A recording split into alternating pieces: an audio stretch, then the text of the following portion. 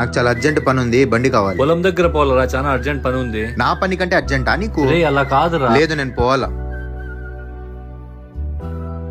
Hi రా. నువ్వేంద్ర ఈ బండి నడుపుతున్నావు? నేను నడిపే బండి లక్షల్లో ఉంటాయి, కనీసం ఈ బండి ఒక 50,000 ఉంటదా? రే నిజంగా చెప్తున్నా, నీతో తిరగడానికి సిగ్గుగా ఉందిరా. నువ్వు నీ బండి నీ వాలకం. నిజంగా చాలా బాధగా ఉందిరా. ఫ్రెండ్షిప్ అనేది మనిషిని చూసి చేస్తారనుకున్నాను రా, కానీ ఇలా వాళ్ళ దగ్గర ఉన్న వస్తువుల్ని చూసి ఫ్రెండ్షిప్ చేస్తారనుకోలేదు.